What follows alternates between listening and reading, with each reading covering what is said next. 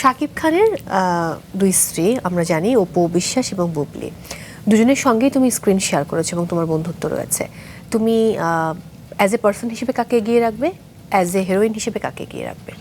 আচ্ছা, যেটা হলো আমার কারোর সাথে, দুজনের কারোর সাথে ওরকম ফ্রেন্ডশিপ না। অপুদিকে আমি আমার বোনের জায়গায় রেখেছি, বুবলিকে আমি ভালো অভিনেত্রী হিসেবে যথেষ্ট সম্মান করি। আমি যদি ইন্ডাস্ট্রিতে সিনিয়র জুনিয়র ভাবি তাহলে আমার মনে হয় দুজনে কম্পেয়ারই হয় না, কারণ অপু বিশ্বাস অনেক সিনিয়র, অনেক মুভি করেছেন, অনেক বছর ধরে মুভি করেছেন।